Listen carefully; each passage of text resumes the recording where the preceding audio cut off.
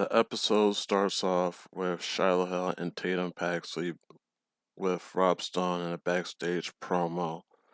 Um, Shiloh starts off thanking Rob for the opportunity to compete in the Gauntlet Elimination match for the a title to be for the number one contenders for a title shot at Stand and Deliver. He also asks Rob if he can go first. Rob asks him, why would you want to go first? And then Charlotte tells him, because if you're not first, you're last, right? And then Tatum pops up. She says that she's looking for Blake. She's asking Shiloh and Rob if they've seen Blake because she still has her title from last week's episode. Then Shiloh is surprised by Tatum being there because he says he thought the fog took her, like she was gone. But I think it's a reference to who's it that wrote that book with the fog? Is that Stephen King? But anyways, so then Josh Briggs pops up. He wants to talk to Rob. Then an official. Oh, before that, Shiloh offers to help Tatum and they scurry off. Then Josh Briggs shows up, and then he had, and then Rob gets dragged away by one of the refs backstage because something's going on backstage. Then we go into the first match of the night with Fatal Influence versus the Ring QCC. The match went on for a good 9 minutes and 51 seconds.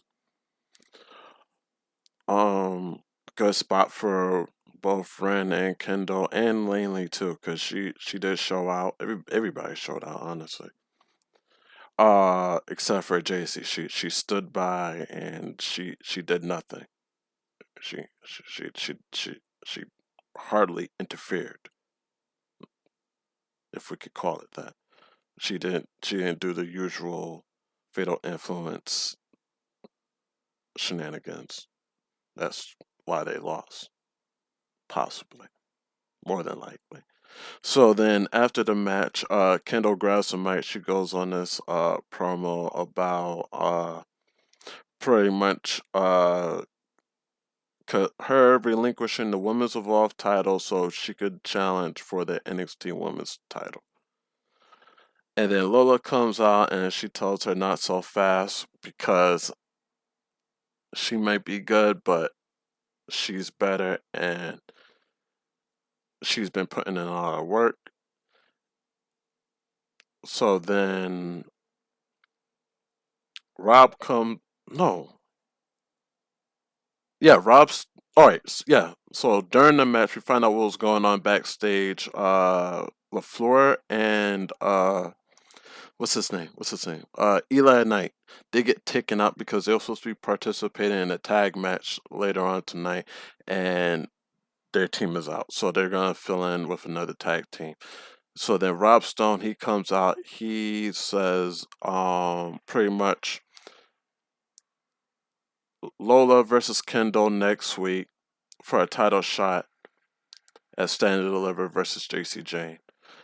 Then we go into Soruka. She comes out, she addresses and calls out Zarya because she asked for this time from last week.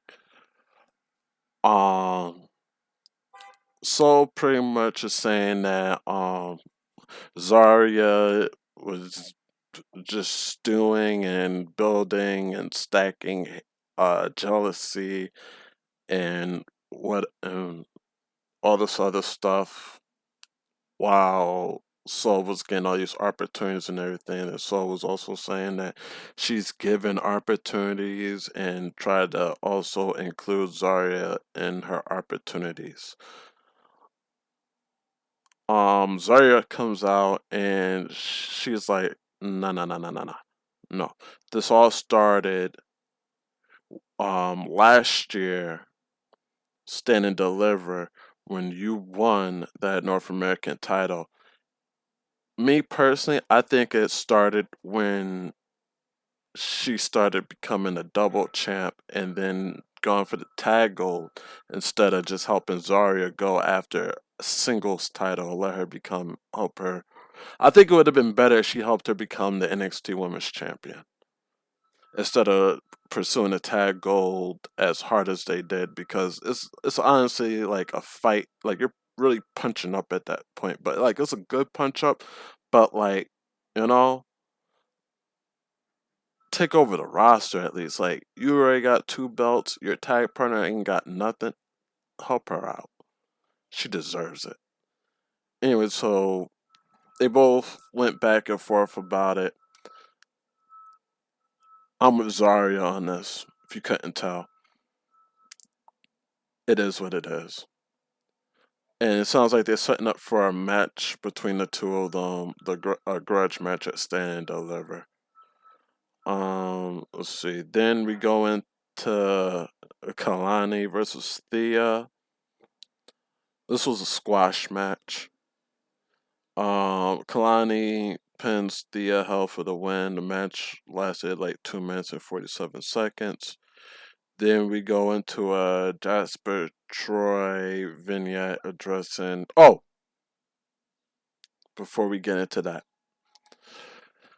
Kalani attacked the after the match. Then Jada Parker, she comes out and she pack up Kalani, get her up out of there. Then we go into the Jasper Troy vignette addressing Keanu Carver's disrespectful ass actions towards Booker T during the Booker T appreciation night. Then we go into Tatum. We follow Tatum and Shiloh backstage. Um, she says he helped her find Izzy. Now she needs to find Blake and her title. Shiloh says he used geotracking from a picture she posted online, and then Tatum thanks him, and then asks if it's weird that like he gave her this information based off of a picture or whatever. And then he's like, nah, it's not weird. What's really weird is people post these pictures and there's weird people doing weird things with these pictures.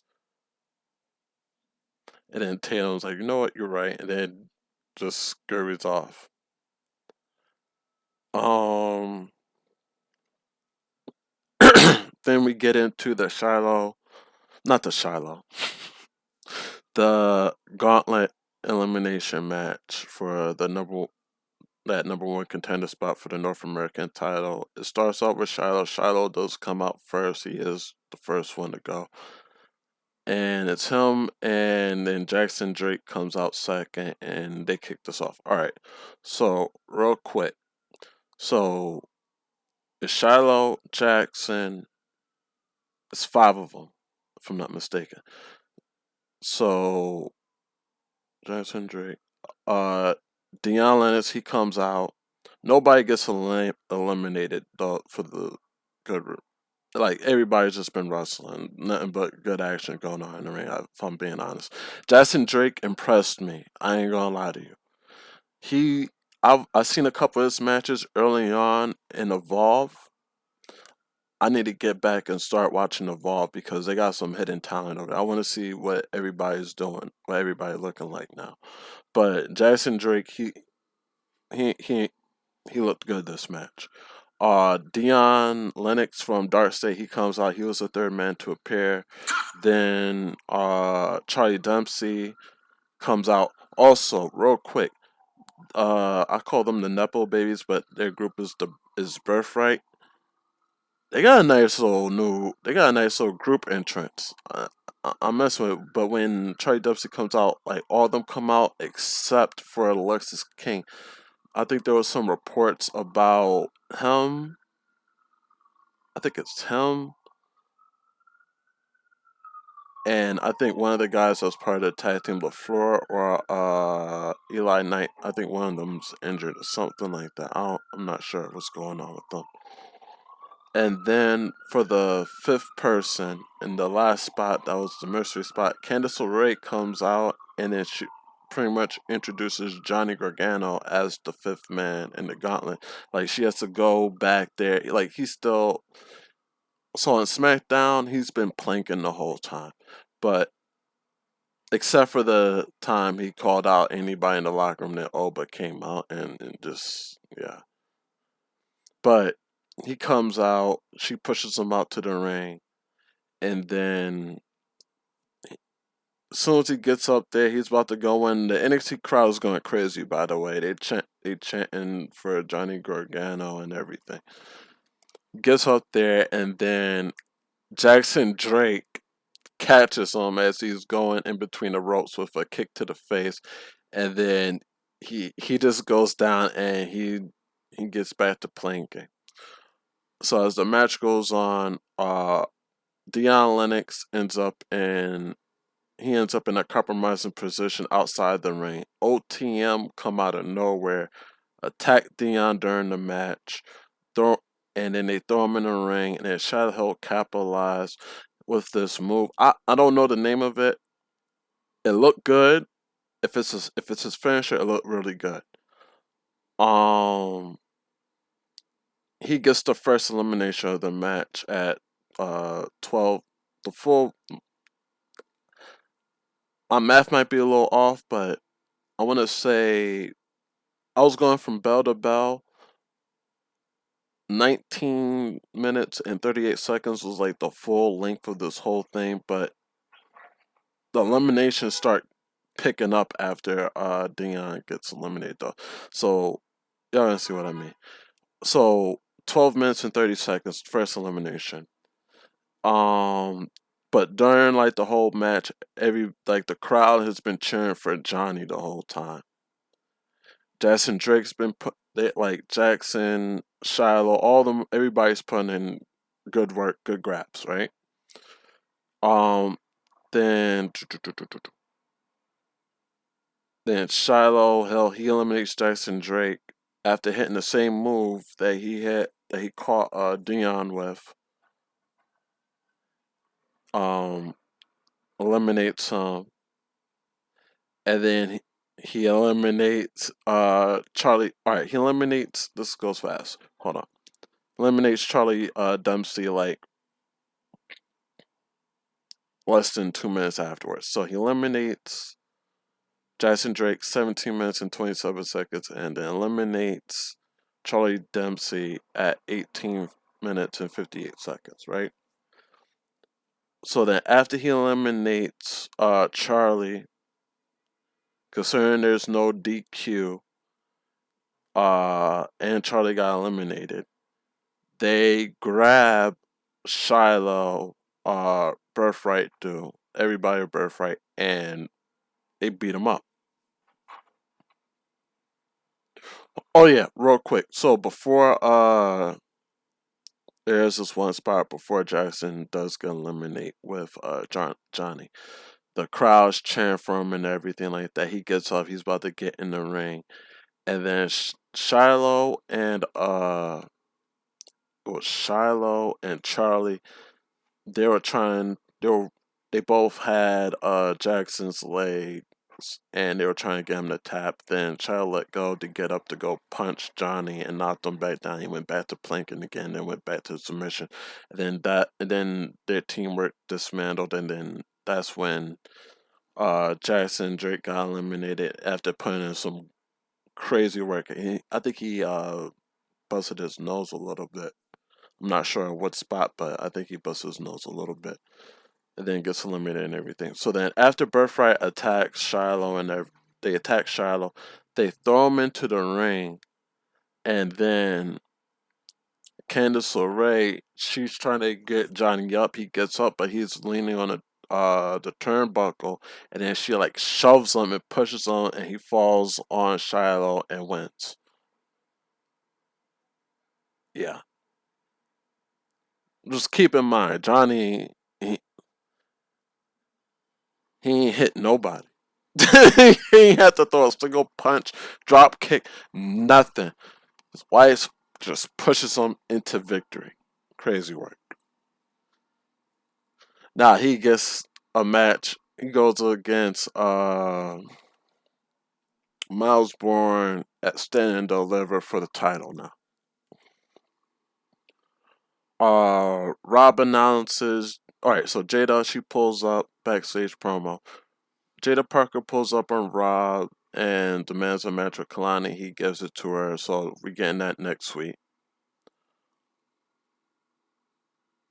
Let's see, we got then OTM is saying that they're not done with Dark State. Oh my God, what's his name? Not Bronco. Oh my goodness, he got a simple name too. I can't remember his name right now, but the one with not Bronco Nima, the other one. Damn, it's killing me. Because I'm doing this in one take. So the other guy, he said that he still got splinters stuck in his back because they threw him in like a dumpster last week.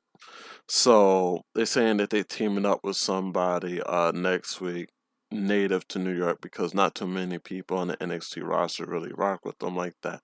So it's revealed that it's Mike Santana. They ain't, tease it or nothing like that.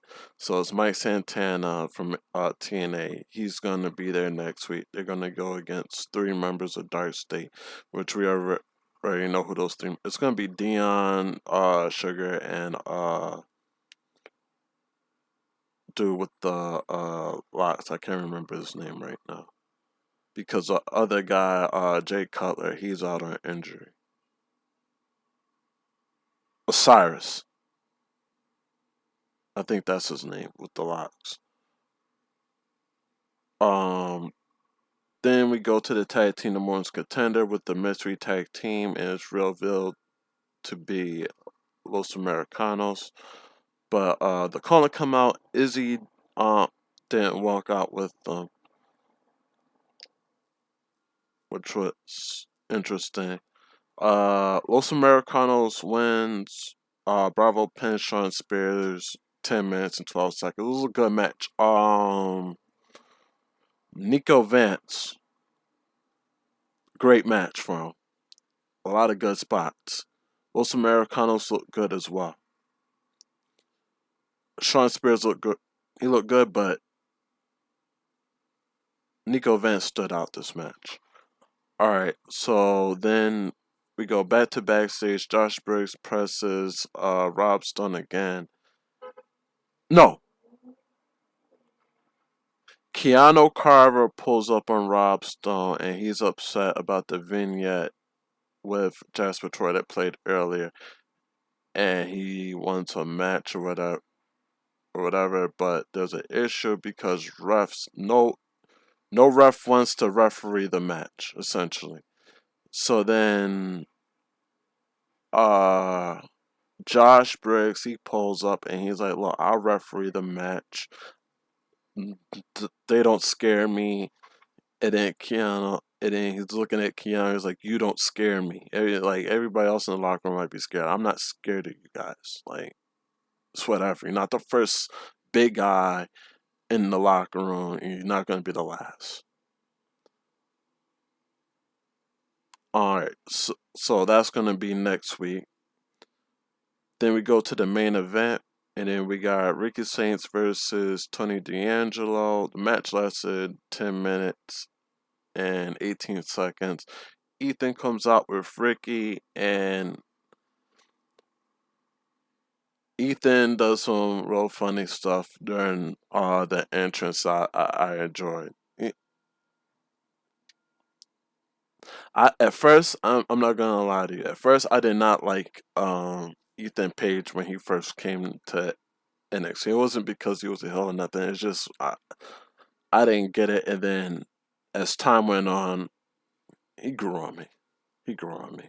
Same with Ricky. So the match goes on. Great match, by the way, by both men. Ethan Page, he eventually interferes and attacks Tony. Tony was hitting that good stride of moves that was about to lead him to a definite 3 count pinfall. And Ethan, he interfered. He picked him literally the most opportune time to attack. Ref calls for the bell.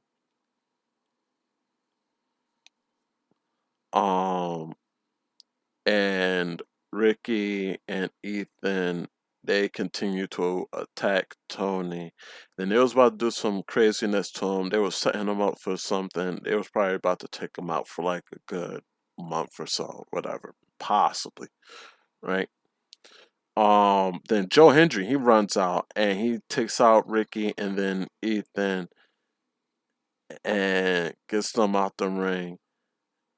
As Tony's standing up behind him, and then but like Joe does his little turnaround thing and turns to Tony. It looked like Tony was reaching out his hand to like possibly thank him or whatever, but uh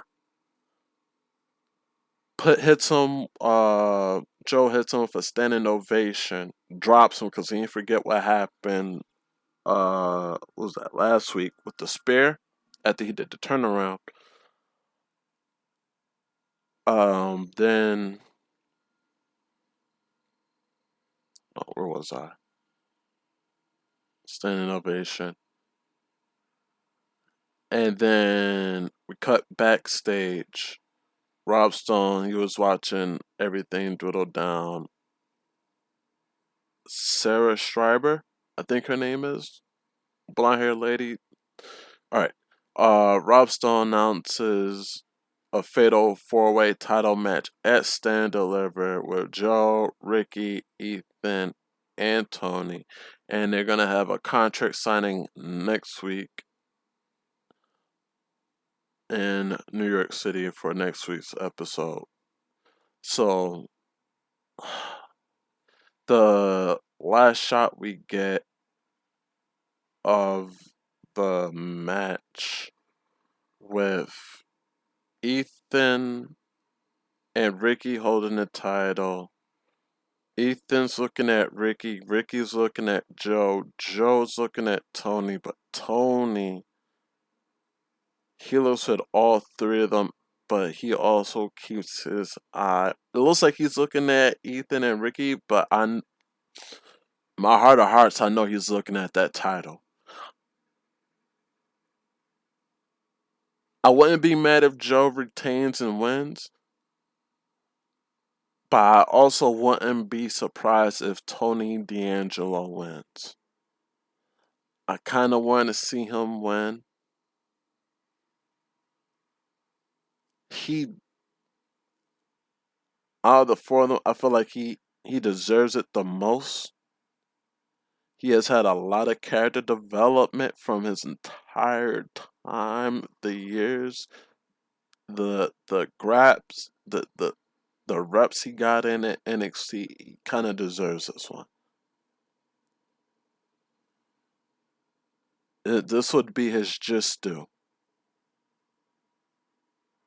And he has been in rare form. I love the new entrance. I love the new theme music. At first, I wasn't sure how I felt about it, but I love it.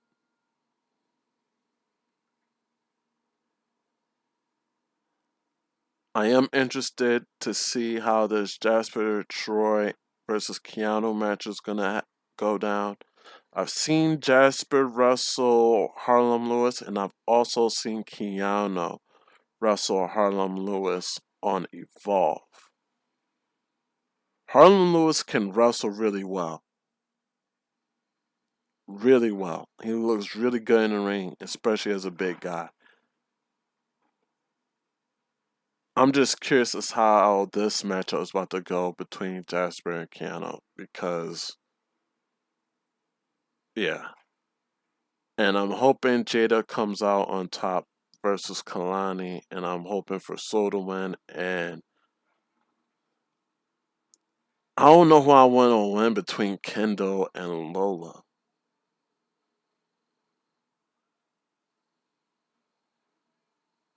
I I want Lola to win, but I also want Kendall to win. But